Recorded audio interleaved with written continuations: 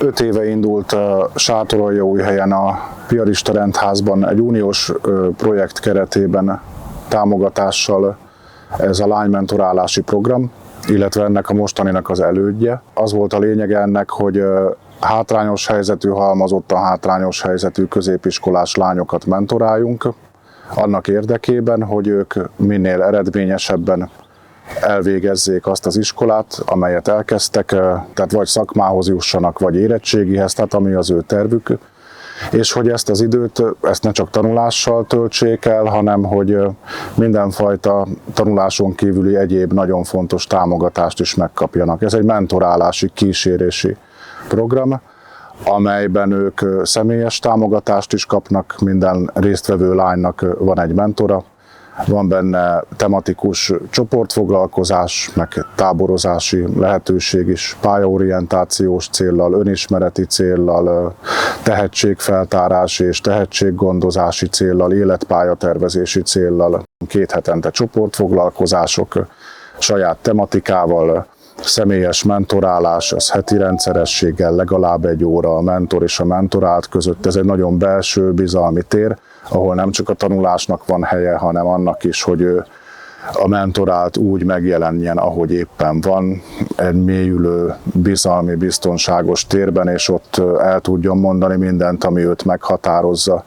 őt, a jövőjét, a működését, és akkor arra rá tudnak nézni. És akkor, amikor lejárt ez a támogatás, akkor hát mi úgy gondoltuk, hogy felelősek vagyunk ezekért a lányokért, feltöltöttük újra a létszámkeretet, 20 lánnyal foglalkozunk, 20 lányt kísérünk, és folytatjuk ezt a programot úgy saját forrásból, hogy ezt nekünk kell innentől előteremteni. Tehát adományokból megy tulajdonképpen ez a mentorálási program. A Piarista Kilátóközponttal pont 1 éve találkoztunk először,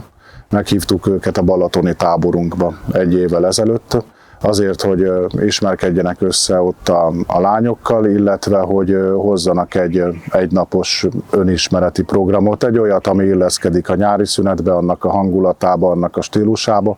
és hogy mégis egy nagyon értékes időt töltsenek el együtt. Abban az 1 napban megéreztük azt, hogy ebben a kilátóval való együttműködésben sokkal több lehetőség van, mint sem, hogy 1 napos nyári program, hogy nagyon is volna ezt értelme folytatni. És akkor a kilátós munkatársak most a tanév során többször is eljöttek Sátoraljaújhelybe, tulajdonképpen egy tematikát dolgoztunk ki, nagyjából havonta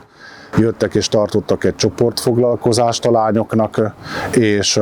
februárban határoztuk el,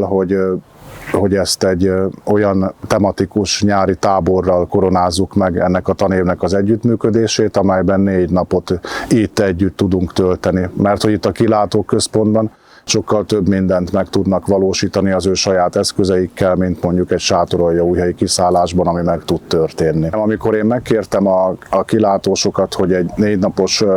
tematikát állítsunk össze, akkor ez volt a kulcs szó, hogy kincskeresést csináljunk, segítsük ezeket a lányokat abban, hogy egy belső úton kísérjük őket, hogy megtalálják a saját kincseiket. Az, ami van, csak esetleg még nem látják. Az,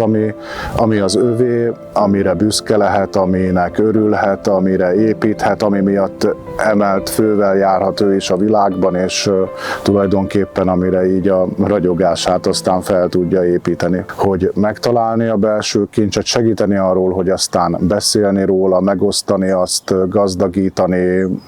akár hogyha ő talál valami olyasmit, ami alapján úgy dönt, hogy akkor lehet, hogy ő módosít a pályaképén, és másfajta dolgokat akar tanulni, vagy most, vagy majd később, mert rátalált valamire, akkor ezt is meg tudjuk támogatni. Természetesen folytatódó személyes kíséréssel. Többfajta megélés van, hála Istennek, tehát hogy nagyon gazdag a csoportélmény, a csoportdinamika, ahogy történik közöttük, ahogy oldódnak egymás között, ahogy viszonyulnak egymáshoz,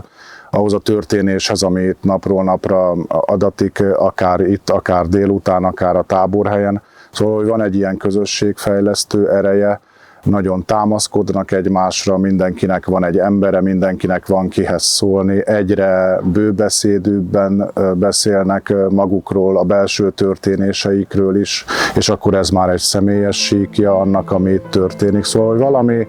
valami szabadul fel bennük, vagy szabadítja fel őket arra, hogy így merjenek magukról beszélni, merjenek úgy ránézni a világra, hogy ebben nekem is helyem van, jó helyem van, méltó helyen vagyok, vagy pedig tehát megvan a személyes méltóságom ahhoz, hogy megtaláljam a legjobb helyemet. És ezt így mindig napról napra így látjuk ennek a kicsi gyümölcseit. Például tavaly a balatoni táborunkban 2 kísérő is volt velünk, akik korábban elvégezték ezt a programot, és eljöttek segíteni. Ha vége van ennek a tábornak, akkor utána kilátósokkal ránézünk erre, hogy az éves folyamatra is,